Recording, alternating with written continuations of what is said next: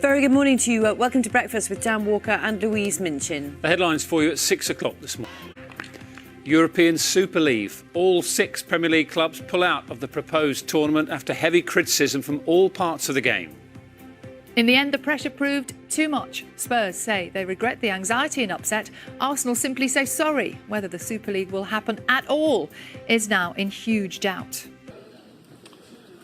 I will first call the Prime Minister to answer the engagement question, and then I will call Ronnie Cohen to ask his supplementary virtually. Prime Minister. On her 95th birthday. Mr. Speaker, last night's verdict in Minneapolis, football teams not to join the European Super League. The announcement was the right result for football fans, for clubs and for communities across the country. Mr. Speaker, this morning I had meetings with... Although nationally it stopped on the day of the funeral, here for the royal family it continues for 2 weeks. So that'll be until Friday, which will be 2 weeks since the death of Prince Philip was announced. Wishes, which I very much appreciate. The Queen, of course, still observing this period, this 2-week period of mourning, official mourning, after the death of Prince Philip. Let's go now to our royal correspondent, Sarah Campbell. And Sarah, I think you can tell us a little bit more about what the Queen has said in this message. Yes, of course, Anita. And this is the first statement that the Queen has released since the death of Prince Philip. Sarah, thank you very much. Sarah Campbell, our royal correspondent. Now, more on one of our other top stories today. And earlier this morning, the president of Juventus said the Super League can't exist without the English clubs, all 6 of whom have withdrawn from the league, together with Spain's Atletico Madrid and the Italian side Inter Milan. Earlier, I spoke to the Spanish football journalist Guillem Balaguer, and I started by asking him if it's only a matter of time before the remaining Super League clubs drop out. We don't know, because, of course, some of the ones left still in the competition, say Juventus, Real Madrid, Barcelona, and especially Real Madrid and Juventus, were at the forefront of the whole thing. This is a vision, an idea that started with Florentino Perez, who, in the right analysis, I feel, thinks that football has to go to another level, but I think he reached the wrong conclusion. Juventus, at the moment, they are debating what to do. Barcelona, interestingly enough, they don't have an intention just yet of putting a public note out there talking about the position, because they say off the record that they're talking to everybody right now. And Florentino Perez, I imagine he will be the last one to actually say, I got this one wrong. Maybe they think they have some bargaining chips left, I don't know. But in the statement from Atletico Madrid, they say for the club harmony between all the groups that make up the red and white family, especially our fans, that it's essential that we take this step to leave the Super League idea, the Super League project. But if they cared so much about the fans, how did they misjudge what the fans would think in the first place? Do you know what they're all saying is that they were all thinking, not so much of the pockets, even though the owners were thinking of the pockets, but about the future of the game and the future of the clubs. I know nobody wants to listen to this, but a lot of the analysis that was done to reach the wrong conclusion, in my eyes, is right. There is a lot of things that have to change. Interestingly enough, La Liga is going to have a press conference tomorrow in which they're going to rebate everything that Florentino Perez said that's happening with football, like the young fans are disappearing from the game. There is less people watching the game. There is less money coming from television rights. That's what Florentino Perez said. La Liga is saying, no, it's not like that. We will hear them. But in any case, the feeling out there is that, number one, there is a debate to be made about where the business of football, not so much football, the business of football have to go. And number two, if you're going to do that, you better talk to the fans and the players and the coaches and the media and everybody else, because we're in this together. And a lot of us, include the media as well, fell completely out of it. Certainly the fans did.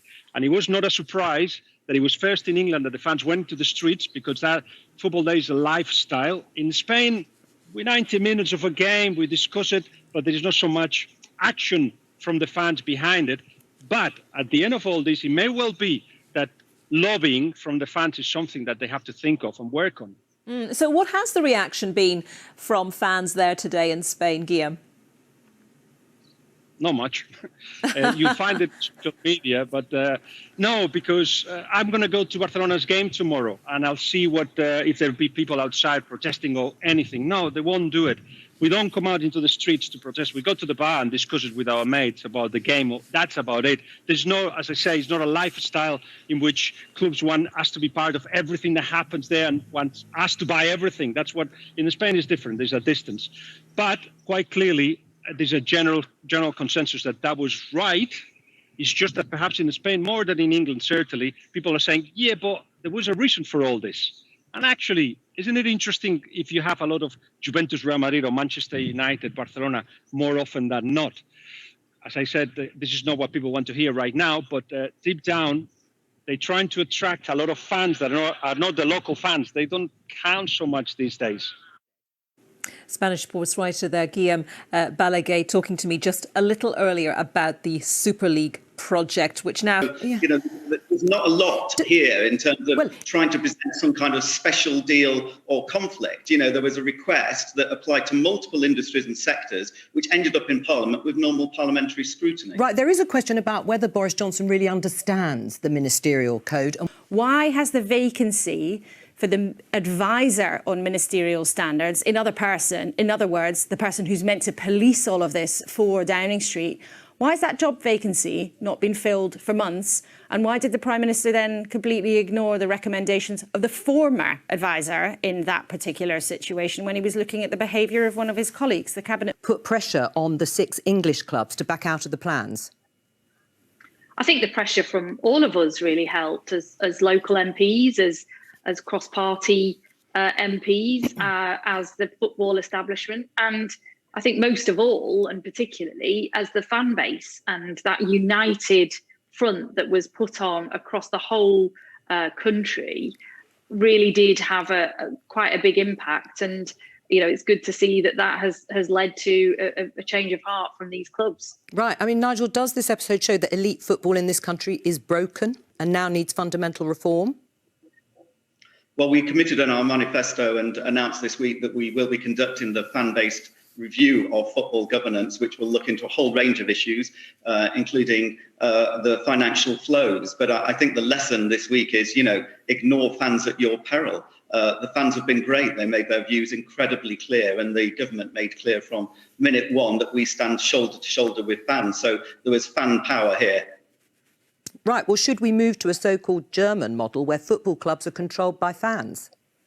Well, it's very telling, wasn't it, that actually the German clubs were not included in this deal. And one of the reasons for that is because of the structure of football and ownership of football, where fans have a much bigger say in Germany. So we'll be looking at all of these alternative models over the next few weeks and months with the review that Tracy Crouch will be leading. And she's somebody, of course, who commands the respect of both sides of the chamber, and as a former sports minister knows the sector intimately. So we'll be looking at all of these things. I don't want to preempt the outcome of the review, but it will be a pretty comprehensive review. Right, Laura? But, Minister, as someone who's worked in business before government, who's now in the sports department, why do you think it might be justifiable, or do you think it would be justifiable for the government to sort of interfere in this way in what, at the end of the day, is actually a business? Now, it's something that people have huge sentimental attachment to, but is it something a Conservative government ought to be doing, rewriting the rules for one kind of business? You know, I think the thing with football is that it is a community asset, and it's almost a bit like a heritage asset. It is something that, even though it's privately owned, the community, the fans, believe that they have an ownership stake as well. And that is broadly recognised across a lot of Europe as well. So they are in a very special place. You know, it's rare that you get things dominating both the front and the back pages, but football is one of those things that happens to, because there is this feeling of ownership from the fan base who've put their sweat and their emotional support into making these clubs over the years, and feel that they've got real stake in the game. Right. And that's not the case in every other sector. So I think there is something genuinely quite unique about football, many of whom have got a 100-year-plus legacy. And right, well, Boris Johnson does seem to have had a sort of change of heart, if you like, because we're going to play him from 2005 when he's talking about probably the most controversial foreign takeover of a football club in recent years, which was the sale of Manchester United to the Glazer family back in 2005. Let's have a listen.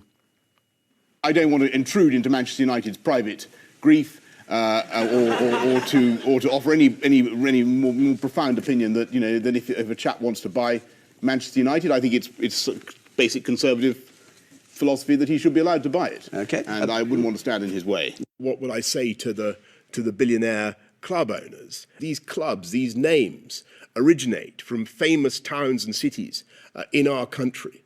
And I don't think it right that they should be somehow dislocated from their hometowns, home cities, taken and turned into international brands and commodities that just circulate the planet.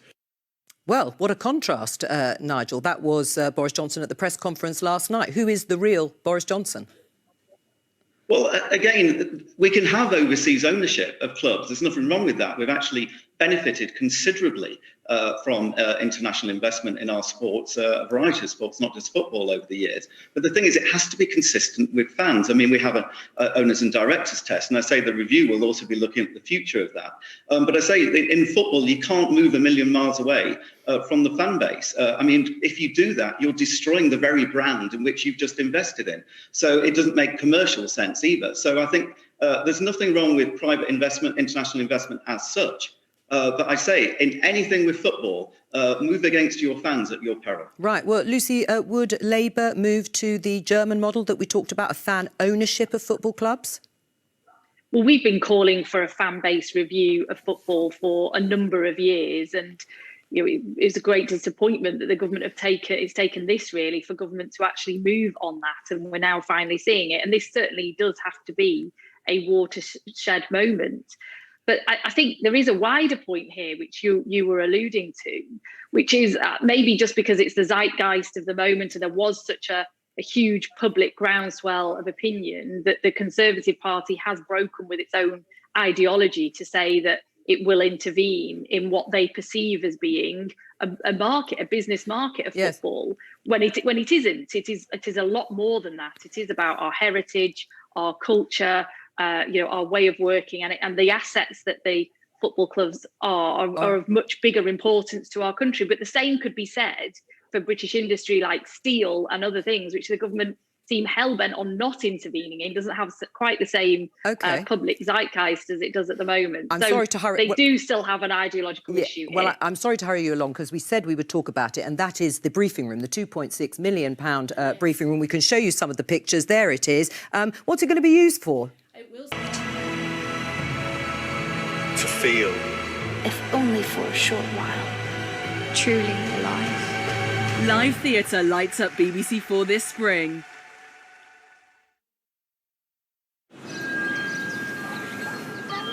Good afternoon. This is BBC One and the lunchtime news at 1 with Jane Hill. The European Football Super League has collapsed after all 6 English teams and several European sides pull out. After a furious backlash from fans, a number of clubs have now apologised for their actions. I want to apologise to all the fan supporters of Liverpool Football Club for the disruption I caused over the past 48 hours. It goes without saying, but should be said, that the project put forward was never going to stand without the support of the fans. We'll be looking at the impact of fan power on the billionaire bosses. The other main stories this lunchtime.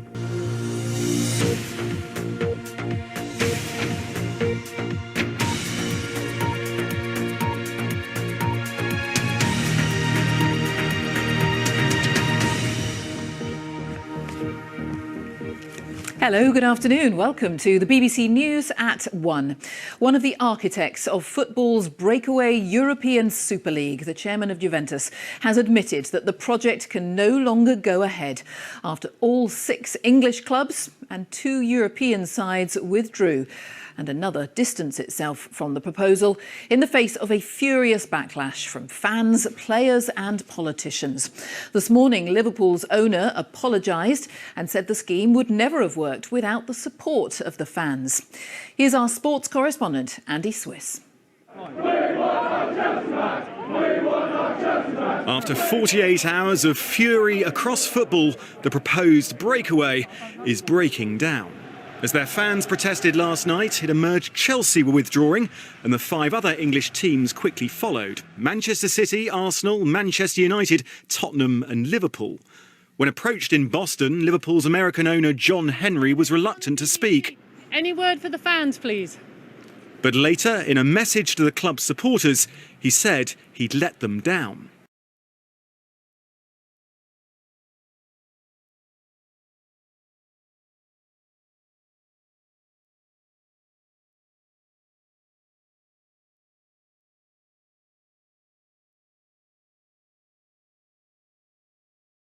Head of the Italian giants Juventus said the Super League couldn't now go ahead. I remain convinced of the beauty of that project, of the value it would have developed to the pyramid, of the creation of the best competition in the world. But admittedly, no. I mean, I don't think that that project is now still up and running. Well, for all of English football's so-called Big Six, this has been a pretty humiliating climb down. Here at Manchester United, they say they've listened to the reaction of their fans. But many are asking how these famous clubs could have misjudged things so badly. The concept of a ring-fenced European elite sparked an unprecedented backlash. Mr. Speaker, I welcome the decision taken by the 6 English football teams not to join the European Super League. The announcement was the right result for football fans, for clubs and for communities across the country. Even as an Arsenal season ticket holder, can I join him in his comments about the European Super League, which would have destroyed football, and we now need to get on with the other changes that are necessary. But clubs outside the proposed Super League are warning the sport still faces a fractious future. The Super League, there's surely no way back. And for England's Big Six clubs, who've enjoyed so much success over the years, this has become the most dismal of failures. Andy Swiss, BBC News. Well, in just a moment, we'll be with our correspondent Guy Hedgecoe, who's at the Atletico Madrid stadium. First, though, let's get more from our sports correspondent Laura Scott outside the Tottenham Hotspur ground. Is this an example, really, of fan power, Laura? Well, that's what many people are saying. And now that the European Super League lies in tatters, leaving in its wake a gulf between the billionaire club owners and the fans, the question is, what happens now? Well, the repair job for the Shameless Six, as they've been dubbed, begins in earnest. And there are 3 clear areas of focus here. First, with football authorities, both at home and abroad, with fellow Premier League shareholders who've accused them of dishonesty and arrogance. And then the group that they're perhaps keenest to engage with are the fans, many of whom have protested in the last few nights over this concept. Many will wonder if the turmoil of the last few days will lead to lasting change. The Culture Secretary Oliver Dowden said he wouldn't halt his scrutiny of football governance just because the Super League is over, and he wants to empower fans. And then on a football level, these clubs have been dented, but they remain powerful, and it seems unlikely their desire for change will have evaporated with the Super League. I'm outside Spurs, who play tonight, as do Manchester City. But on Sunday, the clearest indication of what supporters think might come when 4,000 fans watch Manchester City and Spurs at Wembley in the Carabao Cup final. That could be a litmus test for the damage that's been done over the last few days and just how long it might take to repair. As well, Guy Hedgecoe, what's the sentiment there? Well, I'm outside Atletico de Madrid's Wanda Metropolitano Stadium, and as you mentioned, the Atletico is the latest club to pull out of the European Super League, the first Spanish club to do so. It issued a statement this morning saying that the club had listened to its fans and was responding to that. It also said that the coach Diego Simeone and the players of the team were happy at this decision to pull out of it. So that obviously leaves the 2 remaining Spanish clubs in this project, which are Real Madrid and Barcelona, looking extremely isolated, particularly Real Madrid, because it's Real Madrid's chairman, Florentino Perez, who has been named as the president, the figurehead of this whole controversial initiative. Now, I should point out there hasn't been the same massive fans backlash against the European Super League that we've seen, for example, in the UK. Speaking to some Real Madrid fans over the last couple of days, many of them have actually been in favour of the idea of a Super League. But it seems that the whole initiative is falling apart, and it's just a matter of time until Barcelona and Real Madrid themselves admit that it's not going to go any further, at least for the moment. Guy Hedgecoe, Laura Foster, thank you. It happened late last night that all 6 Premier League clubs pulled out of the ESL, the European Super League. I mean, it's been hard to keep up, hasn't it, Sally? But you have been. I know a lot of people said it last night, but it almost beat Line of Duty for drama, didn't it? It was dramatic. It was like Jed Mercurio was writing it out, wasn't it? I mean, we had like a little crumble, didn't we? In like one brick in the wall went. And eventually that happened. All the English clubs gone last night. You can still see several other clubs still saying they're going to be taking part in the European Super League. But you have to say fans have been key to this. They have been vocal in their opposition to the European Super League. And there were protests at Stamford Bridge last night ahead of Chelsea's game against Brighton. The Chelsea legend, Petr Cech, who now works for the club, came out, extraordinary scenes, spoke to the supporters to try and placate them, pleaded with them to disperse and let the team coach through. Well, from then on, things developed really rapidly. At 9 o'clock last night, the Liverpool captain, Jordan Henderson, put out a tweet saying his side's collective position was that they did not want the Super League to take place. All of his other teammates did the same thing. Then, after Manchester City became the first English club to confirm their intention to withdraw, this from Raheem Sterling. OK, bye. Meanwhile, former Manchester United player Gary Neville, who's been vocal in his opposition of the Super League throughout, posted this on social media. Really interesting few hours. Let's get a fan's view now on what's developed over the last few hours. Lovely to see you this morning, Richard Hale. You are a Chelsea fan. First of all, your reaction to the developments last night. Both, fans of the six teams and, just football fans generally. Your club, Chelsea, we were the first to hear that they were pulling out. I know that Manchester City had been talking about it from early yesterday morning. How does that make you feel about your club at this moment? Are you pleased that they did that, or do you feel conflicted because they were in it in the first place? That it looks like the whole league will crumble, but disappointed that they were in it in the first place, and the way it was done so secretively, the timing of it with UEFA's new competition being announced earlier in the week. And my overriding feeling is, how are they going to get the fans, trust back, throughout the country? Thing your club could do to maybe rebuild bridges? Well, I'm glad that they sort of took a lead in it. They may have been forced to take a lead in it, but looking at the league overall, it's basically being led by American bankers, so I believe, and the two Spanish clubs who are in big financial difficulty. And I think it was a way of making quick money for them to solve financial issues. But from Chelsea's point of view, I think we're pretty stable in that Roman Abramovich, who's been there 18 years or so, he's not going anywhere. Same with Man City. Their owners, they're building a big brand there. But some of the other clubs, not necessarily English ones, but they're looking at it as a quick buck. And long term, it's going to be something that's talked about for years and years. It has been anyway. This has been sort of talked about over the last 10 years, European league. So, but looking at it in future, I'm not really sure what the club can do, because you tend to look at it that whatever they say, you're a bit sceptical about it. Oh, really interesting to hear your thoughts this morning, Richard. Richard Hale, Chelsea fan, thank you very much indeed. And I do think you get a little bit of a sense, don't you, there, the trust has been broken. Yeah. What's going to happen next? How are they going to, all of those clubs, rebuild the trust with their supporters who followed them maybe through generations of a family? And as Richard was saying, it comes down to money, doesn't it? All of these English clubs are out, but, Barcelona, Real Madrid, they were desperate for this to happen because they're in such financial dire straits. And looking forward, you have to think, will these two Spanish clubs exist in the way they do now in 10 years' time if something doesn't change?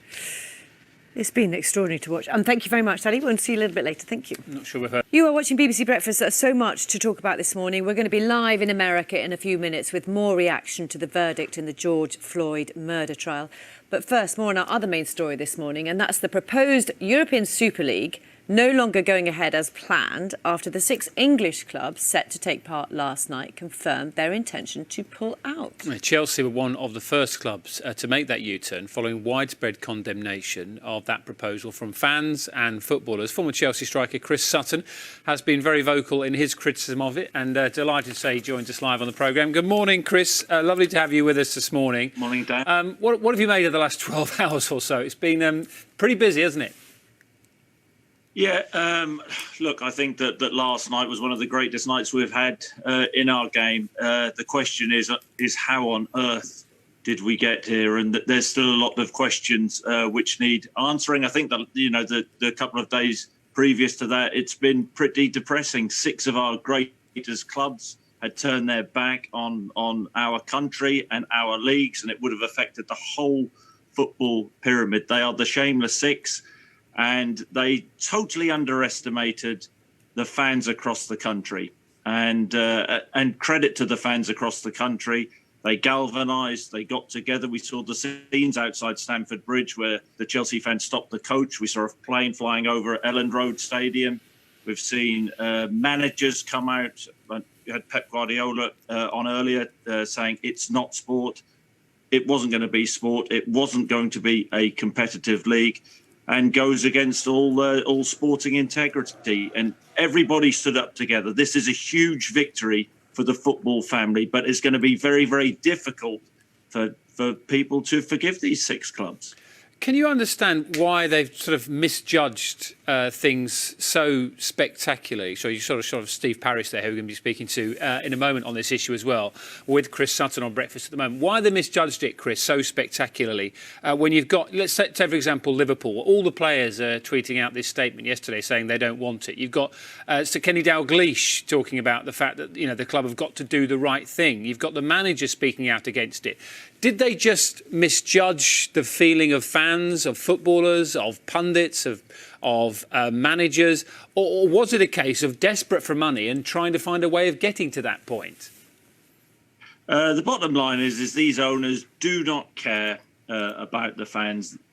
Absolutely not. They only care about lining their own pockets. The only people who actually wanted this league to take place was 12 mega rich guys who wanted to make themselves richer at the expense of the game, which we have all loved for years. I think the format works perfectly well, the league system in England. I enjoyed the Champions League in its current format. I know UEFA are trying to change that. Sometimes we always want to evolve, but sometimes we don't need to evolve. And sometimes things are just best left alone. But these owners of the clubs have totally disregarded the football fans, and it was a massive, massive victory. They underestimated enormously the response.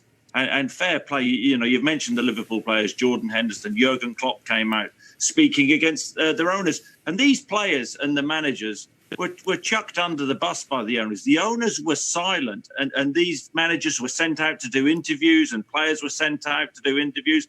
Some of them, I believe, who weren't even briefed, didn't know anything about it. That is really refreshing. And I've woken up this morning really positive. I mean, the last couple of days have just been incredible and very, very difficult to get, I think everybody's the same, to actually think about it and get our heads round. Very quickly, Chris, before we speak to Steve Parish about this, only Arsenal, I think, have been quite open in their apology. They said, we apologise to their fans and to others. Do you think the others need to do the same? Do you think there need to be changes now? I mean, I'm not going to say fair play to Arsenal. It was, I mean, for them to actually be in the Super League, you actually have to be successful on the pitch to be in the Super League. And that's, it's a huge problem for Arsenal. But the others, of course, they should apologise. I saw the Manchester United statement. It's pathetic. And they need to come out. I mean, they're not going to save face, but that's the least that all these clubs should be doing. Chris Sutton, appreciate your time this morning. Thank you very much.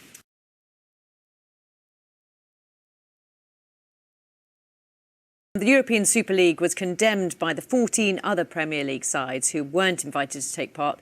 Crystal Palace chairman Steve Parish joins us officially now. I think we caught a glimpse of you earlier. Morning. What's it been like as a chairman watching this all unfold? Well, as Chris said, in a way, from Sunday, when I got the call, I was actually quite relieved because we've been living with this inside football for as long as I've been involved, and people tell me for even longer, this constant threat that if we all don't toe the line, if we don't accept that their position in football needs to be gilded, needs to be special, that you know, they would all go off and do this. And this is, let's face it, this was an attempted coup. This was a coup to try and steal football. And what happened was, which was fascinating, was the fans, the players, the staff said, we're going to fight for the right to lose.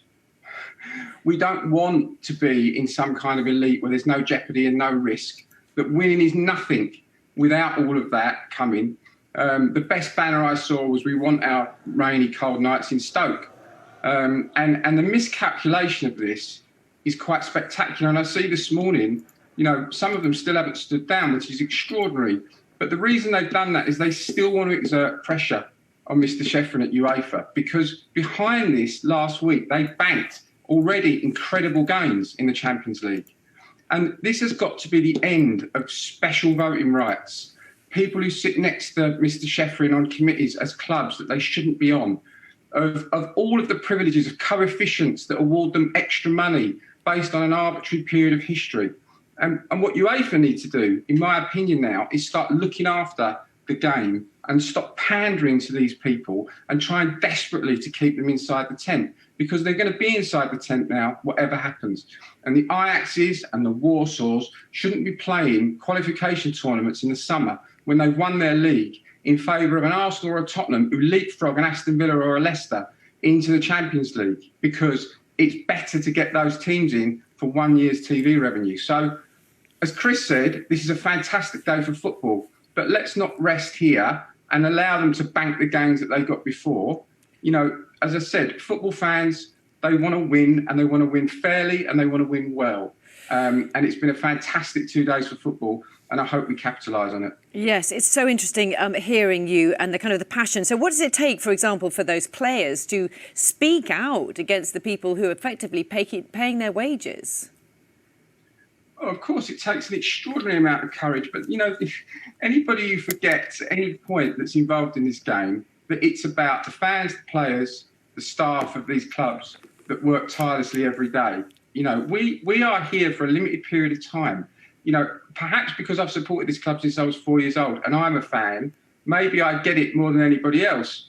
But I understand it's difficult. You know, there are business pressures on all of us, but we need to always remember that. And I think this is a message that people must take on board, and we must never see any of this again. Just can we ask about that sort of question about forgiveness? I mean, you know, you're a fan as well, as you say, as chairman, you know, will there be a point where, you know, there's people who have been desperately affected by what's the possibility of this going ahead, that they will be able to forgive what happened? Well, look, let's separate absolutely the people and the football clubs. So, you know, there's no animosity that I've got. In fact, I've got nothing but respect for all of the fans and these football clubs and what they've stood up for and what they stand for. But, you know, I've been saying for a while, this is about a very small group of people, a tiny group of people that have decided that they know best, that commission research. I mean, they actually commissioned research, believe it or not, that said something like 72% of the public of Spain wanted this, 59% of the British public wanted it. I mean, it's extraordinary in the background what we've been living through, frankly patronising. And, of course, some of those relationships will be difficult to repair because people have lied to us. You know, they've sat in committees and they haven't told the truth and they haven't come clean, and they've been off in a kind of Zoom paradise, a Zoom bubble, plotting everybody's downfall. And we do need more contrition from them. I really appreciate your time. Steve Parish, Chairman of Crystal Palace, thank you very much for your time this morning on Breakfast. Thank you. Yeah, some fascinating thoughts from Steve Parish and from Chris Sutton before that as well. To our main story for you now this morning. 6 English teams involved expressed their intentions to pull out. Yes, that happened overnight. Manchester City, Chelsea, Arsenal, Liverpool, Manchester United and Tottenham were all due to be part of the 12-team competition, but the move was widely condemned by fans, players and the UK government. We're joined now by the Culture, Media and Sports Secretary, Oliver Dowden, who joins us live on Breakfast. Thank you very much for being with us this morning. I want to come to the major breaking football story over the last few hours. But first of all, can I get your reaction to our main story this morning? We've been reacting to those guilty verdicts in the has been a major talking point for the last 48 hours. And then in the space of a few hours yesterday evening, we saw all 6 English sides confirm their intentions to withdraw. How do you respond to that as someone who has had a lot to say on this issue over the last few days? Well, I think it's a great day for fans. And I think fans of football up and down the country should savour this. It's their victory. They stood up and said, you can't take our game away from us. But as a government, we stood foursquare behind them. From Sunday night when the story first broke, I engaged with the president of UEFA, the leaders of the game here, the Premier League and the FA, and fans. The Prime Minister and I were absolutely clear to those fans. We will stand behind you and we will do whatever it takes to stop this. And it's absolutely right. It has been stopped. This is a Secretary of State for culture, just as I would stand up to protect our stately homes or our great works of art. This is as much part of our national heritage and culture, and it needed to be protected. I'm delighted it has been. And on that issue, talk about the culture. I think that's probably one of the major missteps which has upset fans, is that a lack of recognition of the culture and the history involved in many of these football clubs which have been involved. The FA, the Football Association, has got a fit and proper persons test for new owners. Do you think one of the steps that you potentially could look at is an understanding from owners of the cultural significance of football clubs in the UK to try and prevent something like this happening again? Well, yes, I think this has really come to the fore during this, and I think we can say it was a crisis over the past few days. Football owners need to understand they are just temporary custodians of this piece of our national life and heritage that goes back over a century. And I'm keen that we don't just say, right, this is all over with, forget about it. That's why I announced on Monday we'd have a fan-led review led by Tracy Crouch, someone who I think commands respect from fans of all different clubs and indeed across the House of Commons. But how would you legislate for that? How would you legislate for an owner of a football club having to be tied in some way to the culture of a club? Well, look, I think the first thing to say is I welcome foreign investment in the UK game and the English game. We've seen a lot of investment in the Premier League. It's ensured that we have a fantastic game up and down the country. Pretty much every day we have world-class players playing here. But I do think it's important that as part of the fan-led review, we look at how we can empower fans. So, for example, it's interesting for me to look at what happened in Germany. Germany didn't participate in this. German clubs didn't participate because fans had a strong stake in it. It's also important, indeed, this is one of the things we were contemplating as part of our response to this. Competition law, for example, in France, also takes into account national heritage and cultural implications. And I think it's important that we weigh those up. I think it's right that we allow Tracy to undertake this review, but we don't intend to let this go. We intend to proceed following her review. You're going to be looking at the issues of ticket prices, of bringing the cost of shirts down. You talk about the German model where, fans are far more sort of stakeholders rather than consumers. Are you going to look at the possibility of almost forcing that upon clubs to get fan involvement up? Well, there's a huge range of issues you've raised there, and I think you're absolutely right to do so. In essence, the fan-led review will look at finance, governance, but also the fan experience. One of the things that struck me in the conversation that the Prime Minister and I had with fans yesterday, they talked about how a few years back, many fans did have stakes in a number of clubs. Over time, they've been brought out of those. I think it's important that the fan-led review does look at how we can ensure that fans do have a financial stake in their clubs. And actually, if you look at the kind of things we've done already, we announced that the budget, the ability for people to invest in, albeit in lower league clubs, to help preserve those clubs. So it is important that we ensure that this important part of our national heritage has protection. Something else I'd like to talk to you about this morning. The BBC is reporting that the Prime Minister offered to fix So I speak to my private office and I say that this issue has been raised and it's dealt with in the proper way. Do you think, though, the Prime Minister's text messages should be covered by transparency rules? Well, we have robust transparency rules, but the point here is that this was not normal times. This wasn't business as usual as government it has to be viewed in that context. Before we say goodbye to you this morning, Mr. Dowden, on the issue of transparency as well, lots of people will be seeing this morning that the White House-style press briefings, which were due to start, I think, in October of last year, and £2.6 million was spent on this room at Downing Street making it...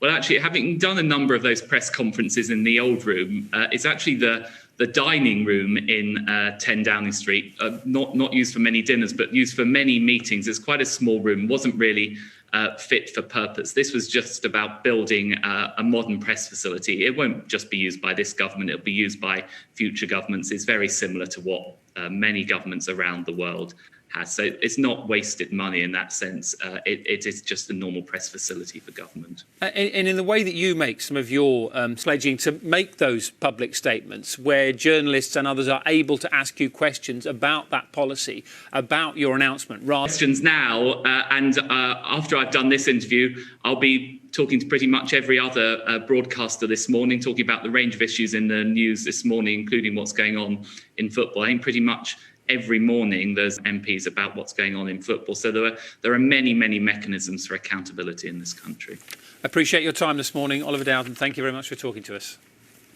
Impressed. The Great British Sewing Bee continues tonight at 9 on BBC One and iPlayer.